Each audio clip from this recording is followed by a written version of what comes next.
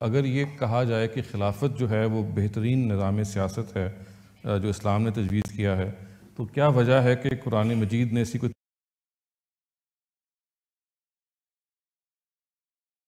اگر یہ کہا جائے کہ خلافت جو ہے وہ بہترین نظام سیاست ہے جو اسلام نے تجویز کیا ہے، تو کیا وجہ ہے کہ قرآن مجید نے اسی کو تفصیل بیان نہیں کی؟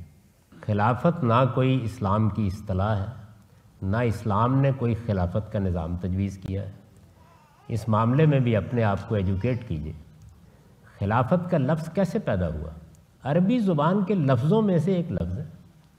جیسے عربی زبان میں بہت سے الفاظ ہیں، انگریزی زبان میں بہت سے الفاظ ہیں، اسی طرح خلافت ایک لفظ ہے، کوئی دینی اصطلاح نہیں ہے۔ خلافت کا لفظ عربی زبان میں 3 معنی کے لیے استعمال ہوتا ہے: جانشین کے لیے، نائب کے لیے، صاحب اقتدار کے لیے۔ 3 مفہوموں میں استعمال ہوتا ہے۔ تینوں ہی معنی میں یہ قرآن مجید میں استعمال ہوا ہے۔ کہیں جانشین کے معنی میں استعمال ہوا ہے، کہیں صاحب اقتدار کے معنی میں استعمال ہوا ہے، کہیں نائب کے معنی میں استعمال ہوا ہے۔ ان سبھی معنی میں یہ حدیثوں میں بھی استعمال ہوا ہے۔ آپ دلچسپ بات یہ دیکھیے، بڑی مشہور دعا ہے رسالت مآب صلی اللہ علیہ وسلم کی، جو سفر پر جاتے ہوئے سکھائی ہے۔ انت الخلیفۃ فی الاہل، اللہ کو خلیفہ کہا ہے، یعنی میں گھر سے جا رہا ہوں تو میری عدم موجودگی میں آپ میری جگہ گھر کے نگہبان ہوں گے۔ تو یہ عربی زبان کا ایک لفظ ہے، یہ کوئی اصطلاح نہیں، کوئی ٹرم نہیں۔ ہمارے ہاں یہ کہاں سے استعمال ہونا شروع ہوا؟ رسالت مآب صلی اللہ علیہ وسلم جب دنیا سے رخصت ہوئے تو سیدنا ابو بکر صدیق کو ان کی جگہ مسلمانوں کا امیر بنایا گیا۔ ظاہر نبوت تو آپ پر ختم ہو گئی، لیکن امارت مسلمانوں کی وہ آپ کے بعد سیدنا ابو بکر صدیق کو مسلمانوں نے یہ ذمہ داری دی، تو ان کو خلیفۃ الرسول کہا۔ خلیفۃ الرسول یعنی رسول اللہ کا جانشین، جیسے عربی میں کہتے ہیں۔ یہ اصطلاح وہاں سے شروع ہوئی، اور آپ دیکھیے کہ یہ اصطلاح کیا کوئی خلافت کا نظام تھا؟ سیدنا ابو بکر صدیق رضی اللہ عنہ کے بعد سیدنا عمر کو ذمہ داری دی گئی، تو انہیں خلیفۃ و خلیفۃ الرسول لوگوں نے کہا، یعنی رسول اللہ کے جانشین کا جانشین۔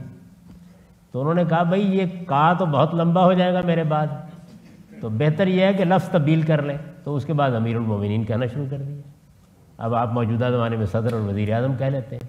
تو یہ سرے سے کوئی اصطلاح ہی نہیں ہے۔ اس لیے میں حیران ہوتا ہوں، سنتا ہوں جب کہ خلافت کوئی چیز، کوئی نظام ہوتا ہے۔ اللہ تعالیٰ نے مسلمانوں کو سیاسی طور پر جو تعلیم دی ہے وہ کل 4 باتیں ہیں۔ ان میں سے ایک یہ ہے کہ امرہم شورا بینہم، یعنی مسلمانوں کا نظام حکومت وہ ان کی رائے سے وجود میں آئے گا، ان سب کی رائے سے۔ اس میں کوئی فرق نہیں کیا جائے گا، نہ عالم میں، نہ عارف میں، نہ عامی میں، نہ بڑے میں، نہ چھوٹے۔ ان کی رائے سے وجود میں آئے گا۔ ان کے اوپر نہ بندوق حکومت کرے گی، نہ کوئی طبقہ حکومت کرے گا، نہ فلسفی جیسے کہ افلاطون کہتا ہے حکومت کریں گے، نہ علماء حکومت کریں گے۔ جس کو وہ اپنی رائے سے منتخب کریں گے وہ حکومت کرے گا۔ یہ اللہ کی تعلیم ہے، یہ قرآن میں بیان ہوئی ہے۔ اس کے مطابق رسول اللہ صلی اللہ علیہ وسلم نے اپنے بعد اقتدار منتقل کیا ہے۔